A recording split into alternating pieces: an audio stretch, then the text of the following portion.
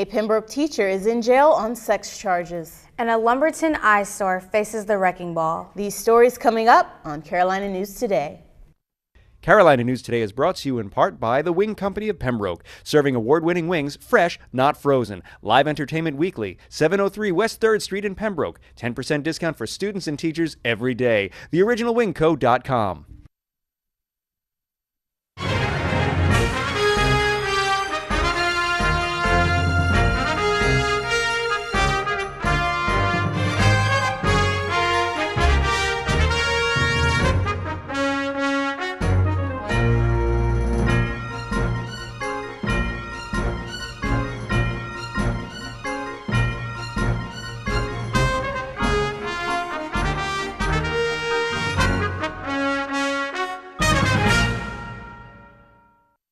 A graduate student at UNCP has won a fellowship from National Coalition of Universities. Natural Breeden is a grad student in social work and manager of the Care Resource Center. She's been named a member of Campus Compact's 2017 class of Newman Civic Fellows. Breeden is a leader on campus and helps address hunger and homelessness. The Care Resource Center provides food and clothing to needy members of the campus community. Breeden's latest project is to help establish an off-campus emergency housing program for homeless students. As Newman Fellow, she'll attend their national conference and other learning events or network opportunities. The town of Pembroke will receive nearly $900,000 for construction projects that should improve drainage on the UNCP campus. Governor Roy Cooper announced the first round of state grants this week to improve water and sewer systems in the aftermath of Hurricane Matthew. In Pembroke, the money will help repair and reshape channels and culverts that carry stormwater away from campus. Also this week, the state has opened up the public comment period on how to spend nearly $2 million in the federal disaster recovery funds. Governor Cooper wants those funds to help communities address critical housing and economic development needs. UNC-Pembroke is now one of 83 campuses in 23 states designated as voter-friendly campus. This initiative was started to help encourage students to register and vote in general elections. UNCP was chosen because of how the campus facilitated voter engagement efforts and how students were involved in the last election. The Office of Community and Civic Engagement established the UNCP Votes campaign last semester in hopes to increase civic and democratic engagement on campus. Student Service Leader Harrison Pegram says participation in the electoral process should be expected on college campuses. Being a voter-friendly campus, it shouldn't be a good thing. I think students and communities and universities should be promoting democratic processes as it is. However, voter suppression happens on a lot of college universities, and I'm very happy to say that University of North Carolina at Pembroke, being a voter-friendly campus, has been acknowledged by a higher governing body as not being one of those campuses that is trying to suppress the student vote.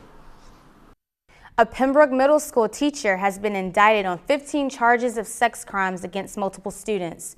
According to the Robisonian newspaper, Pembroke police interviewed Jeremy P. Sessoms, and they say he confessed to some of the charges.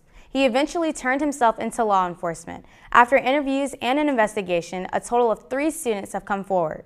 Some of the charges include 2 accounts of statutory rape and 2 accounts of statutory sex with a child 15 years or under. Sessoms was a teacher and basketball coach at the school, but has now been fired. This week, the graduate school hosted their annual Graduate Research and Symposium.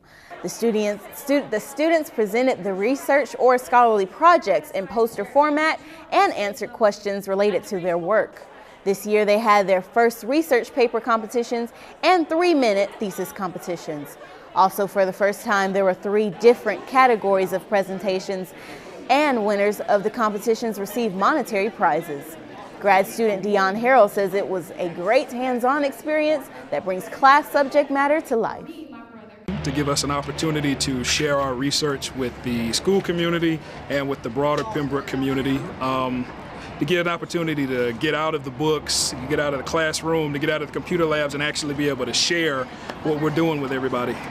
Cinema 4 in Lumberton is being torn down to make way for Lidl, an international corporate giant. The vacant cinema in recent years has been known as an eyesore. Redeveloping the property is expected to cost about $7 million. Lidl is headquartered in Germany and is the 5th largest retailer in the world. The grocery store competes with Aldi, another German grocery store. There is an Aldi less than a mile away from where the Lidl will be placed, which is at the intersection of Fayetteville Road and NC 211. There are also 5 more grocery stores competing in the area. Housing and Residence Life hopes their field day event made a little difference in the student stress levels. CNT reporter Sayla Lobin checked it out. Last week, students had the chance to feel like a kid again. Housing and Residence Life put together an old-school field day. Many students came out to participate and have some fun. The field day took place by the UNCP Bell Tower. There was a lot of excitement as residents played obstacle course games such as three-legged racing and relay games like Egg Spoon. Students even had the chance to win prizes during a ticket raffle. There was music and entertainment. Refreshments were also provided. Pine Hall Community Director Lucy Hunt says they organized the field day to give students a break from their studies, get out and enjoy themselves. This is one of our things that we decided to do over the summertime to get students out of the halls, to have things to do and just something fun for them to do that's not based on studying or a workshop or listen to a presenter, just something to get them out motivated to exercise and just have fun. Residents had a great time participating in the activities. UNCP student Brandon says he's been to a lot of housing events and really enjoyed this one. It was a lot of fun. It was great team building among students, and it was a great way to have a sense of social belonging on campus. The event went well and showed that no matter how old you are, you're never too old to have fun. For Carolina News Today, I'm Sayla Lobin. April is Work Zone Awareness Month, and the North Carolina Department of Transportation says their Lifesavers conference in Charlotte focuses on reducing roadway deaths and injuries.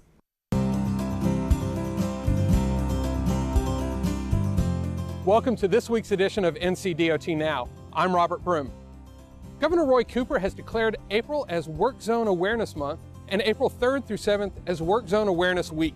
In 2016, there were more than 5,000 crashes in work zones in North Carolina, resulting in more than 3,000 injuries and 26 deaths. The overall goal of the Work Zone Awareness Week and month is to draw attention so we can lessen the number of crashes that we have. What we're trying to do is draw attention to being safe in work zones and making sure folks can be ready for anything that could occur.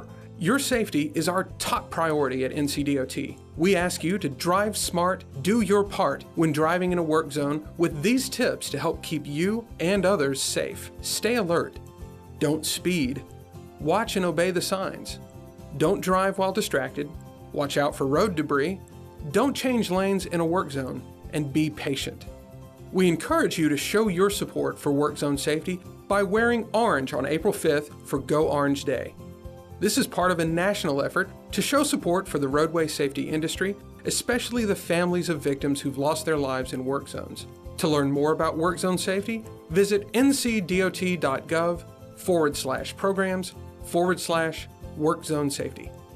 Reducing roadway deaths and injuries was on the agenda during the 2017 Lifesavers Conference in Charlotte this week. The North Carolina Governor's Highway Safety Program was chosen to host the country's largest meeting of highway safety professionals. The 3-day conference educated attendees on best practices, new initiatives, and safety technology aimed at reducing roadway crashes and fatalities. North Carolina is a Vision Zero state, which means we consider even one fatality or serious injury on our roadways one too many. Learn how you can help at ncvisionzero.org. Working together, we can help keep North Carolina's roadsides litter-free. Please join us for the Spring Litter Sweep on April 15th and 29th. You can get more information on our Facebook and Twitter pages. That's at NCDOT. And that's all for this week's edition of NCDOT Now. From all of us at the North Carolina Department of Transportation, safe travels. The trustee has been selected to serve on the UNC System's Board of Governors. Kelly Blue was one of the 6 selections from the State House to serve on the board. Blue works as the finance director for Robeson County and is also the interim manager for general services for the county. Chancellor Cummings said that he is excited for her, but is also a bit sad because UNCP is losing a great trustee and chairman of the board. Kelly Blue graduated from UNCP in 1993 with her business degree. UNC fans get out of control after celebrating the big win. And 5 Pembroke wrestlers earn all-conference recognition. Sports are up next with Deja Dykes.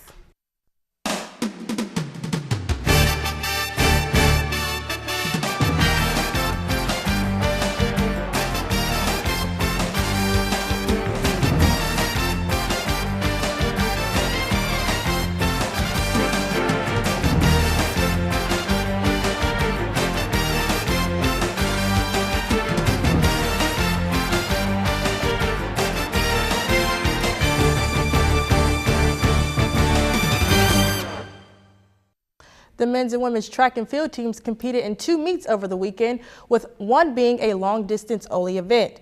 At the Colonial Race, freshman Silas Kipkoek recorded the fastest time for a UNCP runner in the 10,000 meter, just under 30 minutes. Only UNCP Olympian Pardon Luvu has a faster time at the school, just over 29 minutes. Kipkoek also crossed the finish line with an NCAA provisional qualifying time. On the women's side, Leah Tardanasio broke her own school record in the 5,000 meter. Then at the vert class meet, Jada Wallace also registered an NCAA provisional qualifying mark in the 100 meter dash. In softball, the Braves used 9 RBIs, 8 runs, 6 stolen bases, and 4 walks to tie their series with Francis Marion over the weekend. This is the first Peach Belt victory for the Lady Braves since March. They beat the Patriots 9-2 in the second game. The first game saw the Braves down by 7 in the 3rd inning, but the Black and Gold battled back in the bottom of the 3rd to earn 7 runs. The Patriots secured the first win with an 8th inning run. Coach Bennett says she applauds her team for fighting back. It's hard to overcome a seven-run deficit, but our team continues to fight. You know, we pitch a little bit better and take care of the ball a little better. I think we actually win that game. So I just want to be able to have a chance to win every game that we play.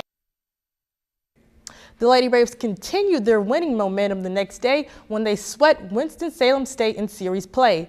The Black and Gold pounded out 7 extra base hits, including a trio of long bases, to secure 6-1 and 11-2 victories over the Rams. The Braves will return to conference play this weekend when they face Columbus State at home.